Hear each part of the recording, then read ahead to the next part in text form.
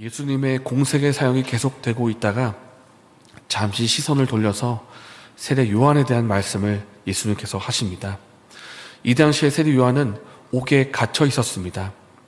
왜냐하면 세례 요한이 그 당시에 분봉 왕이었던 헤롯에 대하여 그의 죄와 잘못을 지적하였기 때문입니다. 당신이 잘못을 향하였소, 이렇게 죄를 지적하다가 그의 미움을 받고 옥에 갇히게 된 것입니다.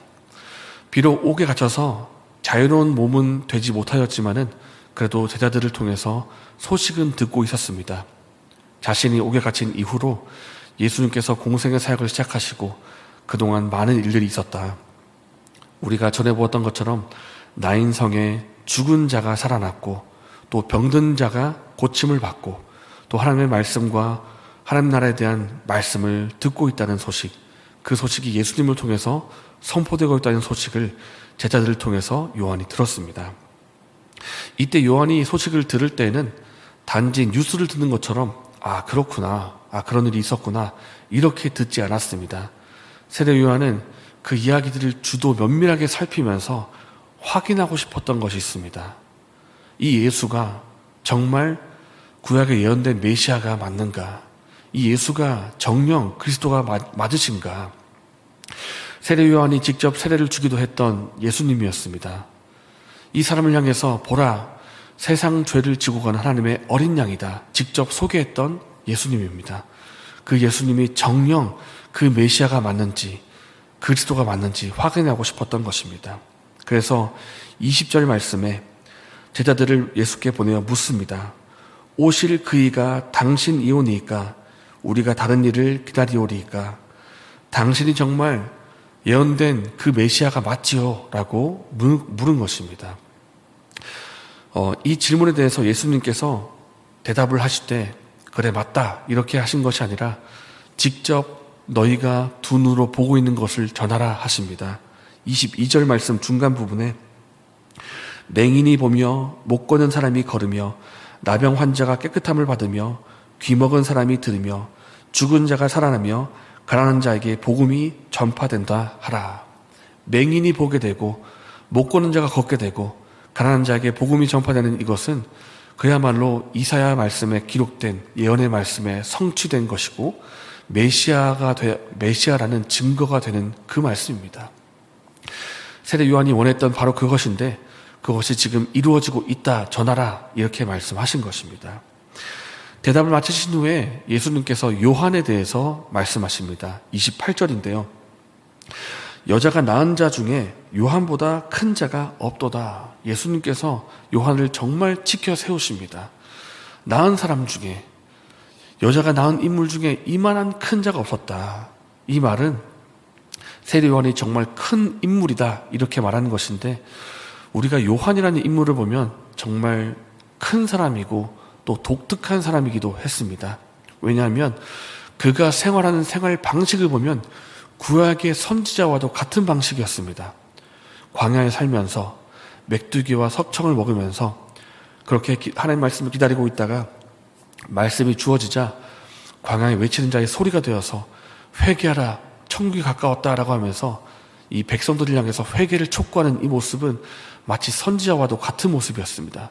회개를 촉구하는 모습. 그런데 세례 요한은 단순히 구약의 선지자를 또한 뛰어넘는 인물이기도 했습니다. 왜냐하면 세례 요한은 구약에 예언된 메시아를 직접 보았던 사람이고 또 직접 세례를 주었던 사람이고 백성들에게 소개하기를 메시아가 왔다, 하나님의 어린 양이다라고 구약과 신약을 잇는 역할을 직접 했기 때문입니다. 그렇기 때문에 세례 요한은 정말 독특합니다. 태어날 때부터 모태로부터 엄마 뱃속에서부터 성령의 충만함을 받았던 사람이고 구약의 인물처럼 선제처럼 살았던 사람이고 그럼에도 불구하고 예수님을 직접 보았던 사람이고 그렇게 정말 큰 역할을 했던 사람이기 때문에 예수님께서 높이 평가하기를 이런 사람이 없다, 정말 큰 자다 이렇게 말씀하신 것입니다. 그런데 예수님께서 이렇게 요한을 높이 평가를 하시면서도 그 이후에 독특한 그런 표현을 또 하시는데 28절 말씀 우리가 한번 읽으면 좋겠습니다. 내가 너에게 말하노니 여자가 낳은 자 중에 요한보다 큰 자가 없도다. 그러나 하나님의 나라에서는 극히 작은 자라도 그보다 크니라 하시니. 요한이 정말 큰 인물이지만 하나님의 나라에서 볼 때는 요한보다 더 큰 자가 있다는 것입니다. 심지어 극히 작은 자라 할지라도 요한보다 더 큰 사람이 있다는 것입니다. 여기서 극히 작은 자라는 표현은 나이가 아주 어리거나 사회적으로 볼 때 아주 보잘것없는 사람을 말하는 것입니다. 그러니까 별 볼 일 없는 사람을 말하는데, 그런 사람이라 할지라도 요한보다 더 큰 사람이 하나님 나라에서는 있다는 것입니다. 예수님께서 왜 이런 말씀하셨을까요? 그 이유는 세례 요한을 끝으로 해서, 그러니까 세례 요한을 마지막으로 해서 그 이후에 난 사람들은 요한보다 더 큰 계시를 받고 더 큰 은혜를 받은 사람들이기 때문입니다. 세례 요한은 복음의 실체를 보기는 했지만 메시아가, 그리스도께서 실제로 십자가에서 어떻게 돌아가셨는지, 그리고 어떻게 부활하셨는지, 그 이후로 성령께서 어떻게 강림하시고 성령의 강림 이후로 어떻게 하나님 나라가 힘있게 전파되는지 세례 요한은 보지 못했습니다. 그러니까 구약의 테두리를 벗어나지 못한 것입니다. 메시아를 보기는 했지만 그 메시아가 실제로 어떤 사역을 하셨고 그 이후로 어떻게 하나님 나라가 힘있게 전파되고 있는지를 세례 요한은 보지 못했지만 예수님 시대 이후의 인물들은 보고 있는 것입니다. 십자가와 부활을 보았고 예수님의 구원을 보았고, 그리고 성령의 시대를 보았고, 예수님의 놀라운 복음과 그 놀라운 은혜를 누리고 있는 사람들이기 때문에 세례 요한보다 더 큰 계시를 받고 있고 더 큰 은혜를 누리고 있는 사람들이고, 하나님 나라에서 볼 때는 하나님 나라에 동참하는 그 크기 또한 다를 수 있다는 것입니다. 그렇기 때문에 요한이 큰 자이지만 하나님 나라에서 볼 때는 즉히 작은 자라 할지라도 요한보다 더 크다라고 말씀하신 것입니다. 지금 우리 또한 그렇습니다. 세례 요한까지는 메시아에 대해서 보지를 못했고, 그리고 십자가의 구원 사역도 보지 못했지만 우리는 모든 것을 본 사람들입니다. 그리스도가 누구신지, 그리스도가 어떤 사역하셨는지, 그 이후에 어떤 은혜를 우리가 누리고 있는지, 그 크기로 보나 계시도 보나 은혜로 보나 엄청나게 차이가 큰 시대를 누리고 있다는 것입니다. 그렇다면 우리가 이것을 가지고 단지 자랑만 하면 될까요? 세례 요한이 자신의 시대에 자신의 사역을 감당했던 것처럼 우리에게도 맡겨진 사역이 있습니다. 세례 요한이 예수님의 처음 오실 길을 예비했던 것처럼 우리는 예수님의 다시 오실 길을 예비하는 사역과 사명이 있는 사람들입니다.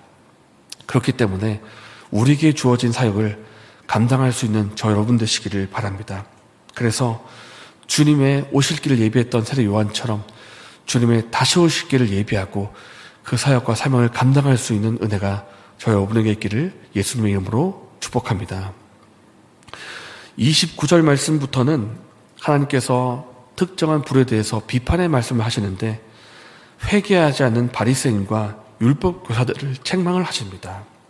한 가지 비유 말씀을 하십니다. 함께 32절의 말씀을 읽겠습니다. 비유하건대 아이들이 장터에 앉아 서로 불러 이르되 우리가 너희를 향하여 피리를 불어도 너희가 춤추지 않고 우리가 곡하여도 너희가 울지 아니하였다 함과 같도다. 이것은 당시에 유행했던 아이들의 놀이입니다.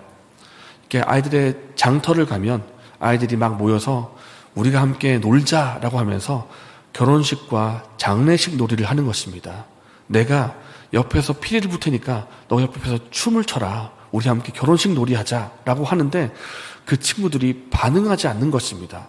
피리를 불어도 춤을 추지 않는 친구가 있는 것입니다. 그래?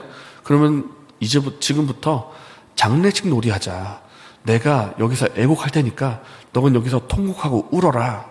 이렇게 요청을 해도 그 친구들이 울지를 않는 것입니다. 이 당시에 있었던 놀이를 비유로 해서 비판을 합니다. 이것은 하나의 비유다. 세례 요한이 와서 금식하고 회개를 촉구하여도 너희가 회개하지 않는구나. 그리고 인자가 와서 예수님이 와서 복음을 전파하시고 은혜를 전하셔도 너희가 받지를 않는구나. 그러니까 춤추지도 않고 울지도 않았던 반응하지 않는 그 친구들처럼 율법교사들과 바리새인들을 향해서 회개하라고 해도 회개하지 않고 은혜를 전해도 은혜를 받지 않고 너희들이 반응하지 않는구나라고 하면서 그들을 책망하고 비판하고 있는 것입니다. 왜 반응하지 않을까요? 왜 울지 않고 회개하지 않고 또 은혜에 동참하지 않겠습니까? 그 영혼이 죽어있기 때문입니다. 죽은 자는 눌러도 반응하지 않는 것처럼 그들의 영혼이 이미 죽어있기 때문에 아무리 눌러도 자극을 해도 반응하지 않는 것입니다. 혹시 그 당시에 바리새인과 율법교사들처럼 내 주변에 반응하지 않는 사람들 혹시 있지 않습니까? 내 사랑하는 가족 가운데 아직 믿지 않는 사람들, 내 친척과 이웃 가운데 복음을 전해도 듣기 싫다, 말하지 마라 그렇게 얘기하고 교회에서 무슨 행사가 있다고 오라고 얘기해도 나는 가지 않을 테니까 너나 열심히 해 이렇게 말하면서 반응하지 않는 사람 혹시 있지 않습니까? 그 영혼이 묻어져 있고 죽어 있기 때문입니다. 우리가 그들을 위해서 무엇을 해야 되겠습니까? 기도가 필요합니다. 그 죽어 있던 영혼이 깨어나 살아나고 다시 복음에 반응할 수 있도록, 다시가 아니죠. 복음에 반응할 수 있도록 그 영혼이 복음을 듣고 구원받게 해달라고 우리가 기도해야 할 것입니다. 그래서 우리가 복음을 영접하고 하나님 나라의 그 특권과 은혜를 누리고 있는 것처럼 우리 주변에 있는 사랑하는 사람들, 주변의 이웃 또한 복음에 반응하고 그 영혼이 깨어나서 하나님 나라에 동참하게 해달라고 우리가 기도하는 이 시간 되기를 바랍니다. 이렇게 함께 기도하면 좋겠습니다. 이 시간 말씀을 생각하면서 두 가지를 기도하겠습니다. 첫 번째는 예수님의 오심을 통해서 새 시대의 은혜를 누리게 하심에 감사를 드립시다. 요한이 오실 길을 예비했던 것처럼 우리에게 주어진 은혜가 있고 사명이 있는데 그 은혜에 감사하면서 우리에게 주어진 사역과 사명을 감당하게 해주십시오라고 기도하겠습니다. 그리고 두 번째로 우리는 지금 하나님 나라에 동참하고 있지만 아직 하나님 나라에 동참하지 못하고 있는 사람들, 그 영혼이 잠자고 있고 죽어 있기 때문에 반응하지 못하는 그런 사람들을 위해서 하나님 이 사람들을 깨워주십시오. 이 사람의 영혼을 살려주십시오라고 기도할 수 있는 이 시간 되기를 바랍니다. 이렇게 기도하시고 개인적인 제목을 기도하신 후에 자유롭게 돌아가셨습니다.